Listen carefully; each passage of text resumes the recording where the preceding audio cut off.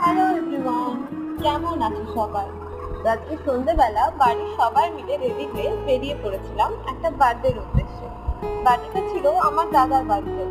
তো খুব কাছাকাছি বাড়িটা হয়, আমরা টোটো করে সবাই মিলে গিয়েছিলাম। তো কিছুক্ষণ পরে আমরা ওখানে পৌঁছে গিয়ে শুরু হয়ে গিয়েছিল কেক কাটা।